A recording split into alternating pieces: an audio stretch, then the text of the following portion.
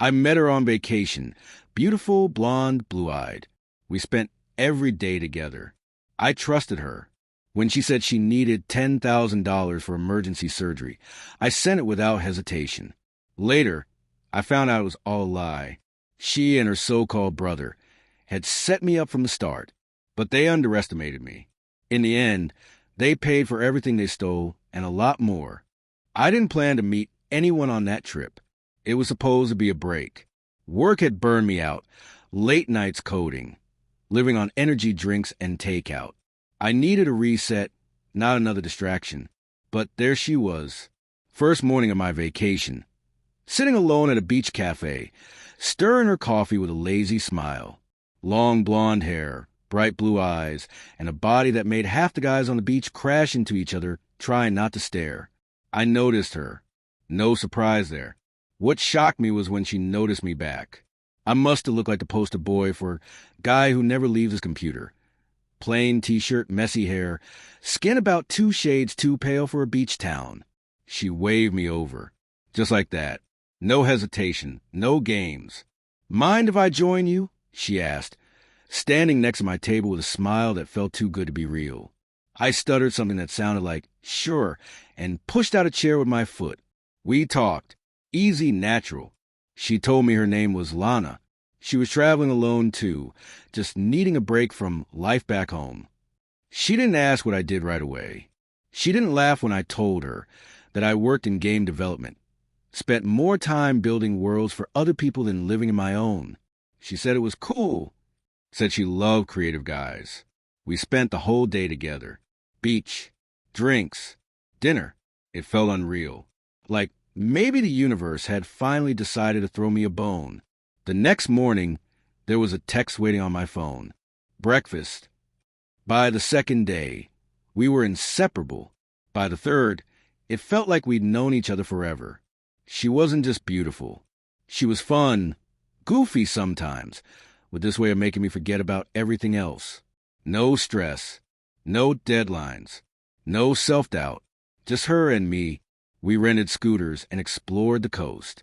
We had late-night walks by the water, her hand slipping into mine so naturally it made my chest ache. We made plans for the future, half serious, half joking, talking about what it would be like if she came to live with me after my vacation ended. It was insane, and it felt right. On the 7th day, sitting under the stars with her head on my shoulder, I thought, maybe this is it. Maybe I found her. Maybe, for once, I wasn't the idiot everyone thought I was. If only I knew how wrong I was. The days blurred together after that. If it was a dream, I didn't want to wake up. We were everywhere, the beach, the bars, small towns tucked into the hills. Lana always had ideas for what to do next. She had this energy, this way of making everything feel bigger, brighter, better. At night, she'd curl up next to me, her head on my chest, and talk about moving in with me, about finding a job in my city. "Would you mind a roommate who's terrible at cleaning but good at stealing all your hoodies?" she joked once, poking me in the ribs. I told her I'd build a closet, just for her. It wasn't just words, either. She made calls. She looked at apartments near mine.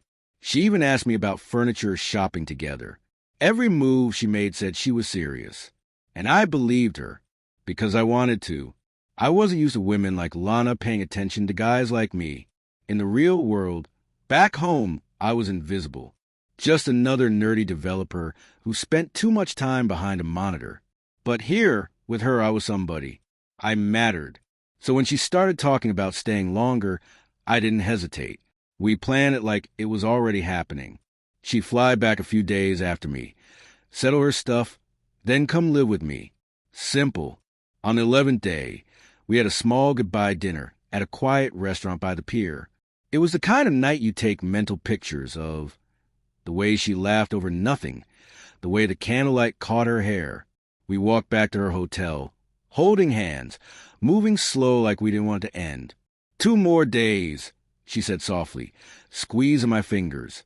Then forever, right? Right, I said, meaning every damn word. I left her at her door with one last kiss, my heart hammering against my ribs like a kid on Christmas Eve. I thought the hard part was over. I thought we had made it. The next morning, my phone rang way too early. At first, I thought it was her calling to say she missed me already. It wasn't. She was crying, through the sobs. The story came out fast. She had fallen down a flight of stairs at the hotel, hurt her back and her leg. The hospital wouldn't admit her without an upfront payment. She said they needed $10,000. Now, at first I was confused. 10,000? Hospitals don't just leave people untreated because of money, do they?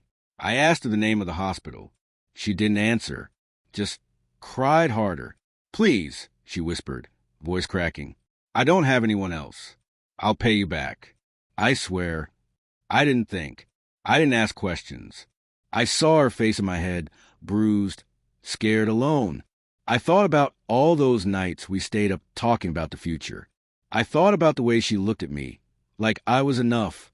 I wired the money without another word. She texted me a simple, shaky thank you message. Then silence. A day passed. Then two. No updates. No photos. No calls. I started to worry. Then I started to panic. When she finally texted again, nearly a week later, it was short and formal. I'm okay.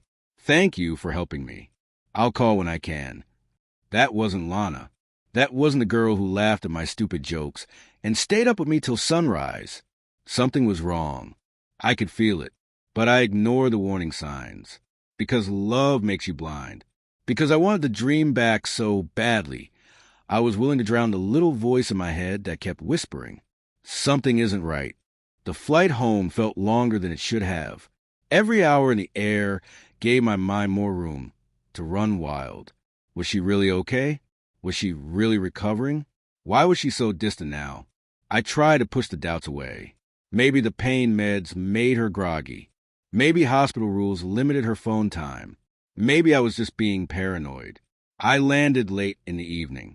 Home felt different, emptier, colder. I kept checking my phone, half expecting to see a new message from Lana. Nothing. The next morning, I called her again, straight to voicemail. I texted her. No reply. I tried to stay calm. Maybe her phone battery died. Maybe she was sleeping. Maybe. 3 more days passed before she called. Her voice sounded weaker than I remembered, but cheerful enough. I'm healing, she said, slowly. They're letting me rest at my brother's place. It's quieter here. Brother? She had never mentioned a brother before. I asked casually, pretending not to notice. Oh, yeah, she said quickly. Half-brother, actually. From my dad's side. We reconnected recently. Something in her voice didn't sit right. Too rehearsed. Too forced. But I nodded along, even though she couldn't see me. I told her I was glad she was safe. I told her I missed her. I told her I couldn't wait to have her here with me. She laughed softly. Soon, baby. I promise. We stayed on the phone for an hour, and little by little, the tension melted. I wanted to believe her, so badly it hurt. Over the next 2 weeks, we talked almost every day, but it wasn't the same.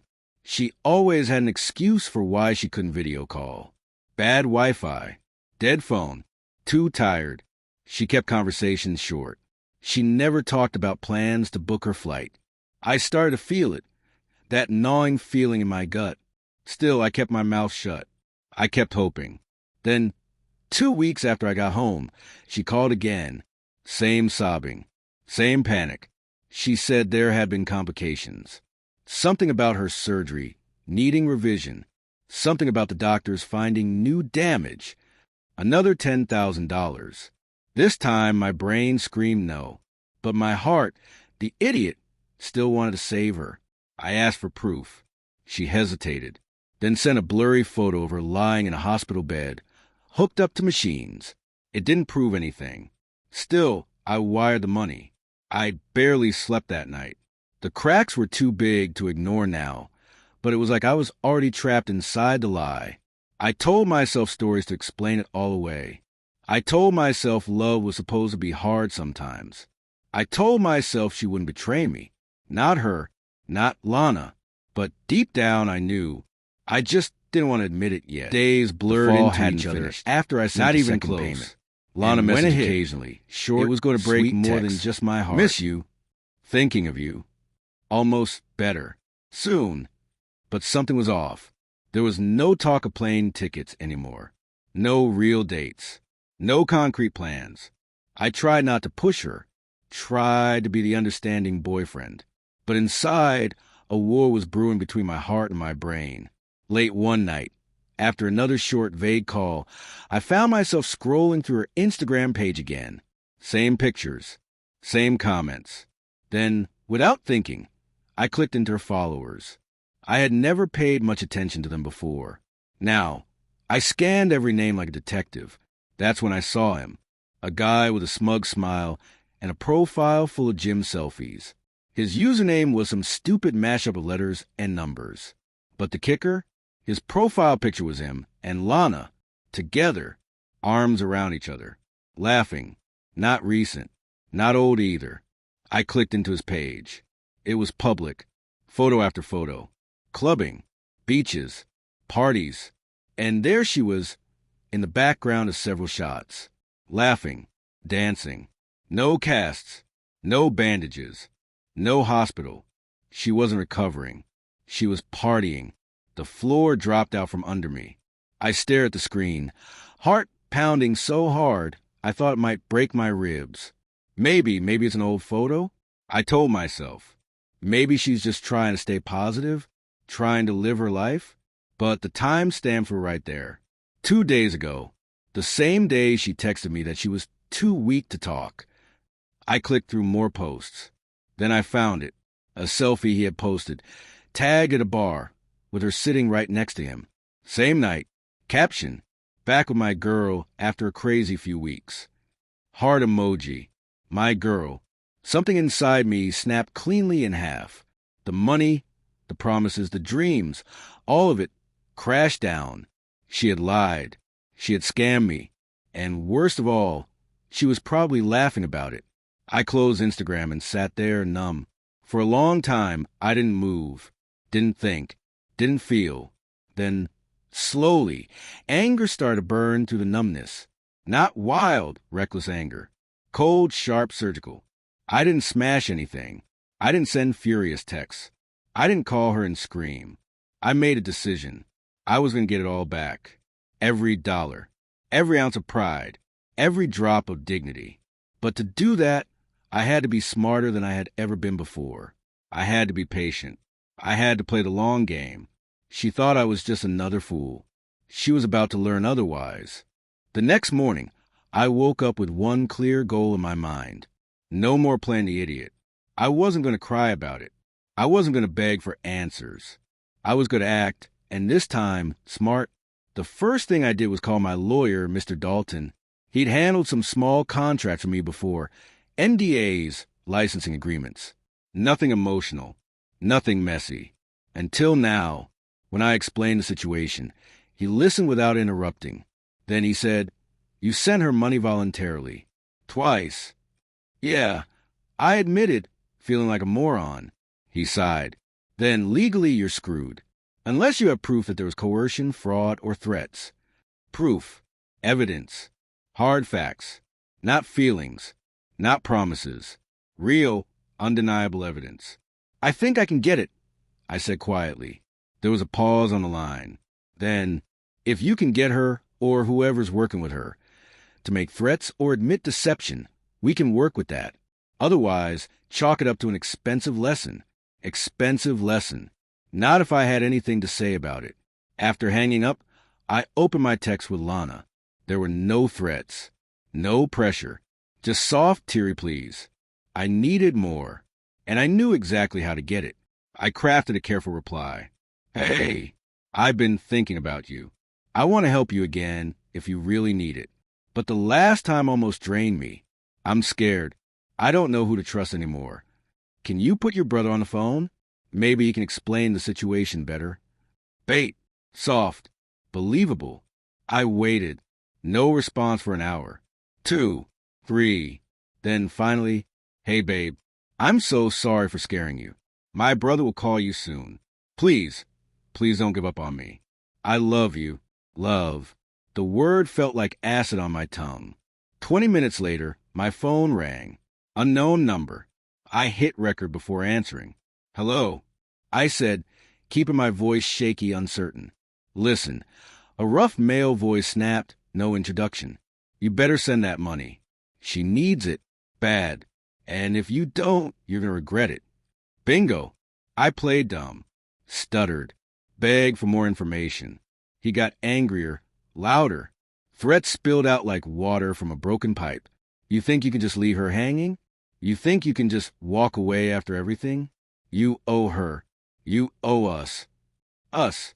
The word lit up in my mind like a neon sign. I kept him talking as long as I could. 5 minutes. 10. When he finally hung up, my hands were trembling, but not from fear, from adrenaline. I had everything I needed. The next day, I handed the recording to Mr. Dalton. He listened to it once. Then he smiled for the first time. A direct threat tied to a financial demand, he said, almost gleeful. Open and shut case. We can not only sue them to recover your money, but also hit them for damages. How much? I asked. Try not to sound too eager. Depends. Could be double, triple, maybe more. I leaned back in my chair, exhaling slowly. I wasn't just going to get my money back. I was going to make them pay. Hard. The trap was set. Now, all I had to do was wait for the right moment to spring it. The next few days moved slower than molasses. Every hour that passed without action made me feel like I was sitting on a bomb that hadn't gone off yet. Mr. Dalton was methodical, precise, almost disturbingly calm. We're going to do this by the book, he said during one of our meetings. No dramatic accusations. No angry messages. No leaks. We build the case quietly, thoroughly, and when we're ready, we crush them. I liked the sound of that. First, Dalton filed a formal complaint citing extortion, fraud, and coercion. The evidence package we submitted was thick. The wire transfer records, the screenshots of our conversations, the threatening recorded call, a notarized timeline of all communication. Everything was time-stamped. Everything was irrefutable. Then we hit them where it hurt.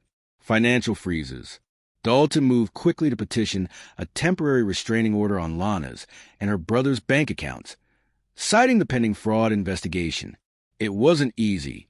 It required emergency court hearings and a lot of paperwork. But by the end of the week, the freeze was approved. Every dollar they'd scammed was now locked away, inaccessible. The message was clear. You're not getting away with this. Meanwhile, Lana tried to play dumb. She sent me a message the day after the account freezes hit. Hey, babe, weird thing happened. My bank says there's a problem with my account. Can you help? Maybe wire to a different account. Cute. I didn't answer. Dalton told me not to. No contact unless it's through official channels, he warned. Let them stew. Instead, I watched. I checked her Instagram. Gone were the hospital selfies and fake medical posts. Now she was posting old photos, sunsets, beaches, cocktails, trying to look normal. But the panic leaked through. In the captions. In the desperation. Missed the good times. Wish I could just escape it all. Yeah, me too, sweetheart. Escape isn't for the guilty. The next strike was the civil lawsuit. Dalton filed for full recovery of the $20,000, an additional $20,000 in damages for emotional distress, legal fees reimbursement, punitive damages to discourage similar scams. In total, $60,000. The court date was scheduled within 6 weeks. Fast track because of the clear evidence and the seriousness of the accusations. Dalton wasn't pulling punches. He subpoenaed their banking records, their phone records, even the rental agreement for the apartment they used to stage the fake recovery. And it got better. Turns out, her brother wasn't her brother at all. His real name was Michael Torres. No relation, no medical background. Just another con artist she probably picked up along the way. The entire hospital visit, the injury, the surgery, all fabricated. One evening, sitting in my apartment, I scroll back through our old texts. I'm so lucky to have found you. You're the only man who's ever really cared about me. You make me feel safe. I stared at those words until they blurred. How many times had she sent the same lies to other men? How many other idiots like me had fallen for the same blue eyes and easy smile? I wasn't special. I was a paycheck. Nothing more. The realization burned worse than the betrayal itself, but it also hardened me. I wasn't doing this just for me anymore. I was doing it for every man they thought they could bleed dry and walk away from. As the court date crept closer, Dalton prepared me for the final phase. "You're going to testify," he said. "Tell the judge exactly what happened. Keep it factual. Emotion is good, but facts win cases." I nodded. I was ready. Really ready. No more illusions. No more what-ifs. No more hoping she'd call and say sorry or cry or offer some bullshit excuse. I wanted my money. I wanted my dignity. And I wanted the cold, hard satisfaction of watching them squirm under oath. The pieces were moving. The trap was closing. And this time, they were the ones who had nowhere left to run. The courthouse smelled like disinfectant and paper. The long, echoing halls seemed colder than the outside air, as if the walls themselves were waiting to judge. I sat at the plaintiff's table, hands folded neatly, heart hammering against my ribs. Mr. Dalton sat beside me, flipping through his notes with surgical calm. Across the room, Lana and Michael Torres huddled with their attorney, a man who looked like he'd rather be anywhere else. Neither of them would meet my gaze. Lana looked different, not the glamorous, effortless beauty I remembered. Her makeup was thick, her posture stiff. She looked like someone who knew the game was up, but was still clinging to a scrap of hope. Michael looked worse, sweating through his cheap suit, glancing nervously at every new face that entered the room. The judge entered. Everyone rose. It was time. Dalton led the charge. Methodical. Precise. First, he presented the timeline. The initial meeting, the rapid emotional escalation, the sudden medical emergency, the wire transfers, the fabricated hospital visit. He outlined everything. The evidence was laid out cleanly. Wire transfer records linked directly to Lana's personal accounts. Instagram activity that contradicted her supposed hospitalization. The recorded call where Michael threatened me for more money. The recording played through the courtroom speakers. Michael's voice, loud and unmistakable, filled the silent room. "If you don't send the money, things are going to get real bad for you, man. Real bad." The judge's expression didn't change, but I saw the slightest tightening at the corners of his mouth, a crack in the judicial mask. Dalton ended his presentation with the bank's subpoenas, proving beyond a doubt that the funds had been immediately spent on travel, bars, hotels, and luxury goods. Not medical bills, not recovery expenses, just indulgence, pure and simple. Then it was my turn. Dalton rose and nodded at me gently. I stood, palms dry thanks to 1,000 rehearsals, and approached the stand. I told the story plainly. How I met Lana.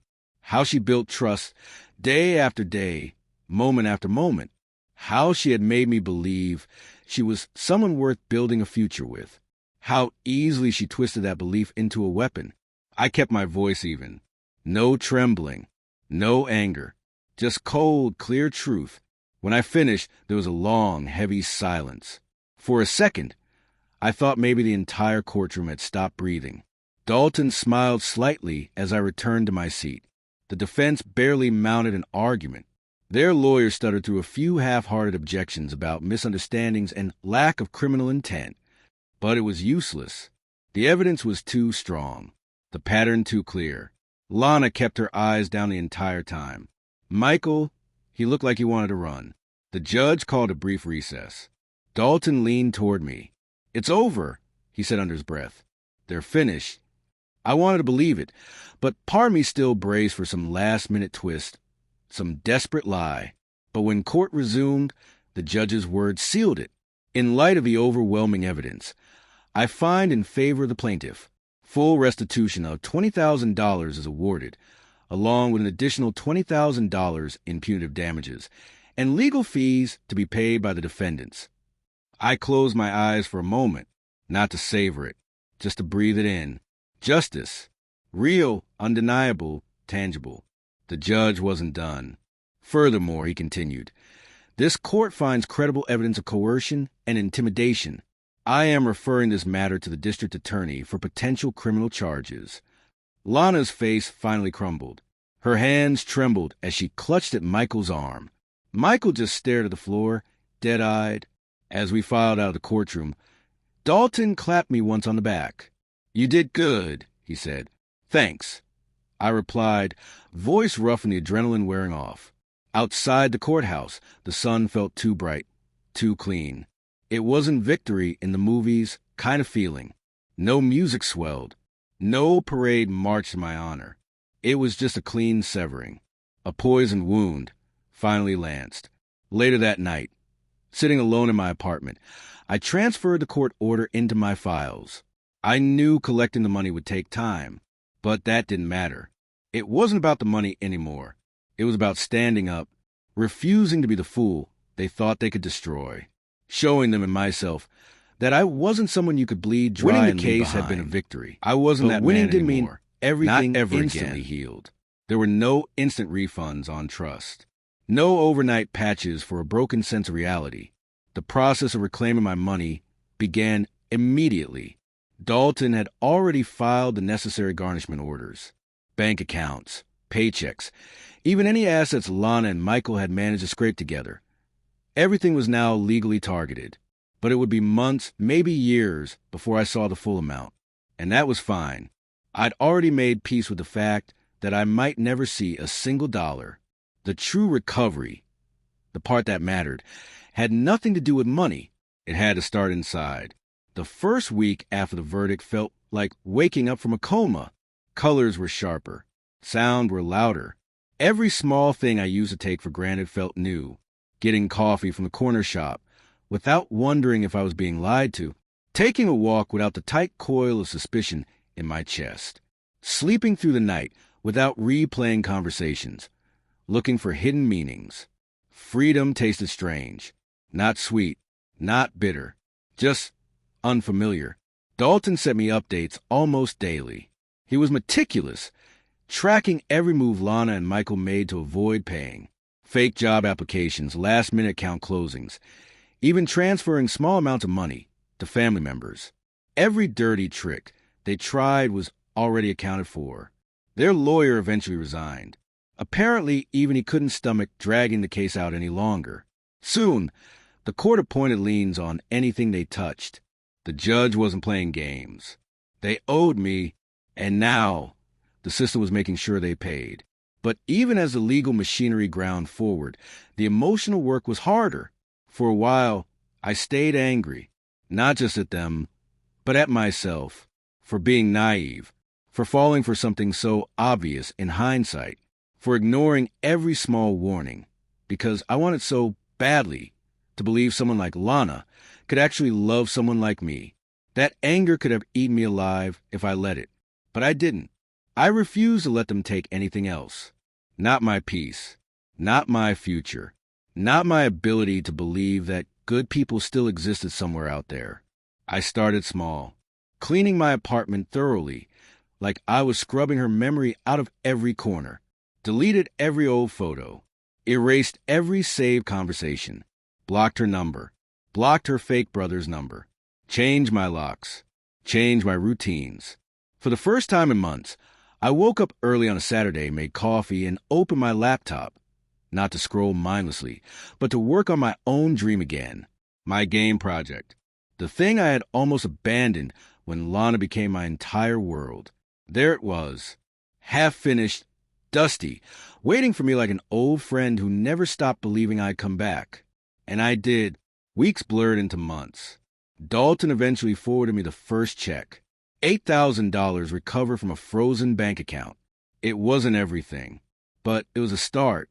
I deposited it without ceremony, without bitterness, just a quiet, grim satisfaction. One evening, I sat at a different cafe, not the old one where Lana used to meet me. A new place, fresh walls, fresh air. I watched people moving around, laughing, arguing, living their lives without the constant shadow of betrayal. I realized something simple but important. I had survived. Not just a scam. Not just a heartbreak.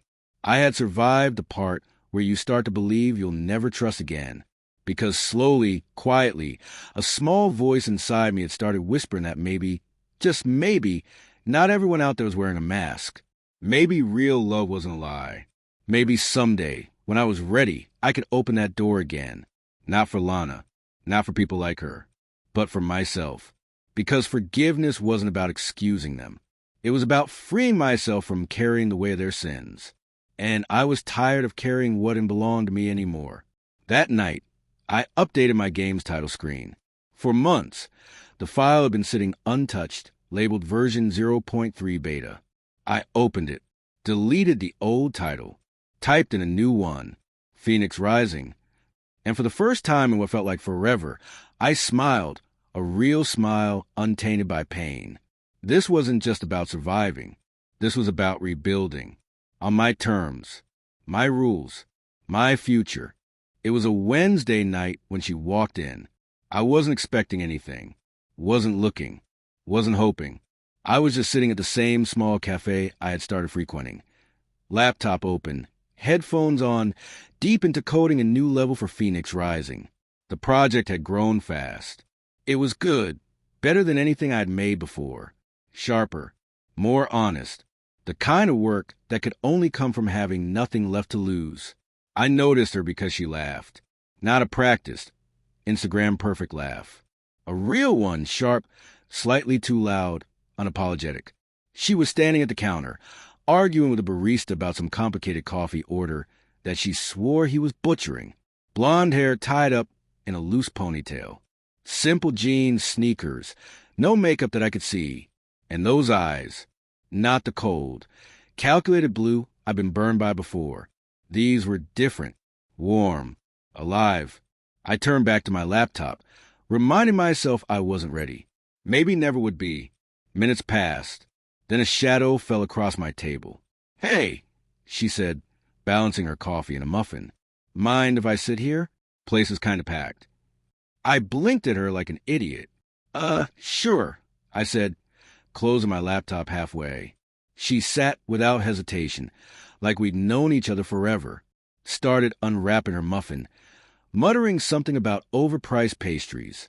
I waited for the catch, waited for the fake smile, waited for the inevitable question, "What do you do? How much do you make?"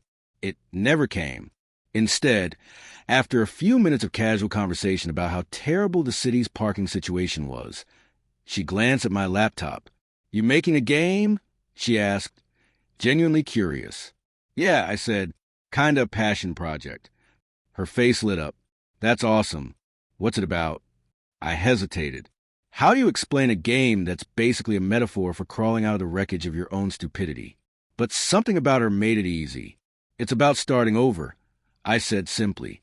"When everything you thought you could trust falls apart." She nodded, like she understood more than I was saying. "Sounds like a game I'd play," she said. And she meant it, not as a line, not as a flirt, just honest interest. Her name was Emily. She worked as a nurse at the local hospital, night shifts mostly. She hated Instagram.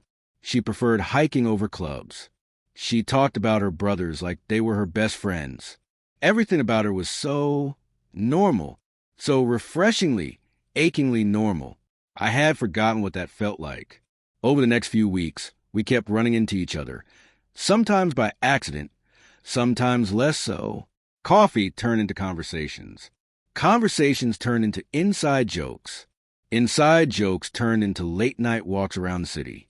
I didn't tell her everything. Not yet. Some wounds still needed time to scar over. But I didn't hide either. And when she asked why my last relationship ended, I told her the truth. I trusted the wrong people, I said. She didn't flinch, didn't pity me. She just nodded as if to say, "Yeah, me too." One night, sitting on a park bench watching the city lights flicker in the distance, she asked me, "Do you ever wish it never happened?" For a long moment, I thought about it, about the months wasted, about the money stolen, about the trust broken, about the nights I spent doubting everyone, including myself. Then I looked at her, at the way her hair caught the streetlight, at the way she sat with one knee pulled up, completely at ease, at the way she waited for my answer, without pushing, and I realized something. If it hadn't happened, if Lana hadn't lied, if Michael hadn't threatened me, if I hadn't gone through hell, I wouldn't be here. I wouldn't be ready for something real. No, I said finally. I don't wish it away. Emily smiled, small, private, like she understood. Me neither, she said quietly. Later that night, back in my apartment, I opened Phoenix, Rising again. I added a new level, one where the character doesn't just survive the wreckage. He builds something new out of it, something better, something stronger. And for the first time, I knew exactly how the story would end. Not with revenge, not with bitterness, but with a quiet kind of triumph. The kind no one could ever steal from me again.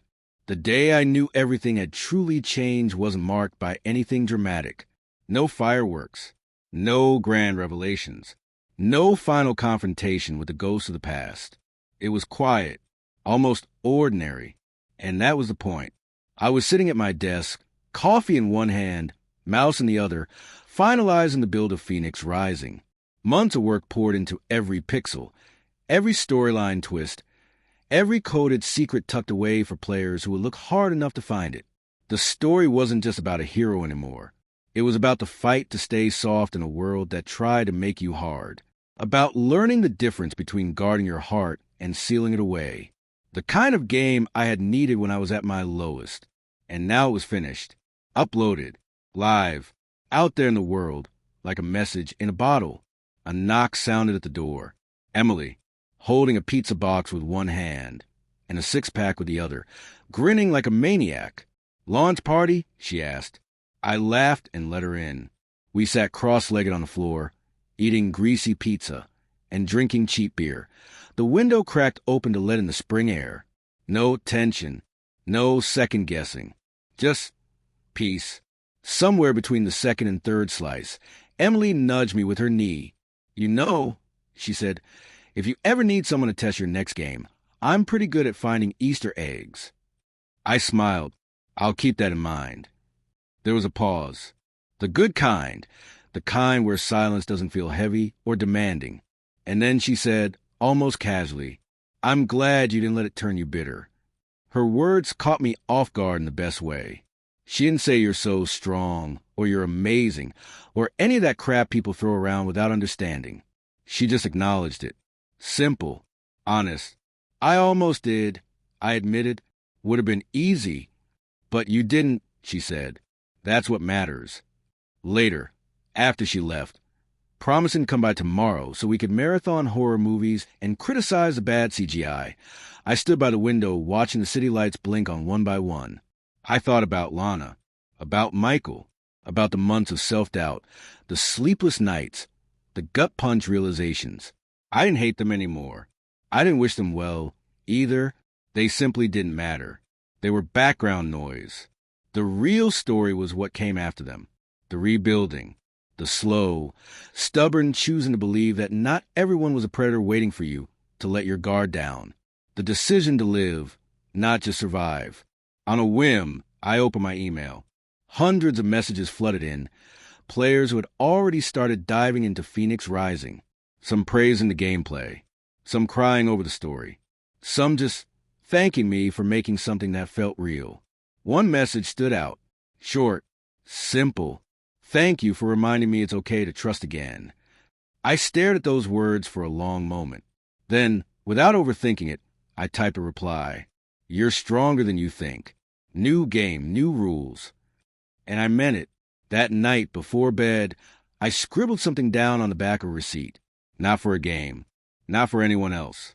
Just for me. Pain teaches. Trust rebuilds. Love risks.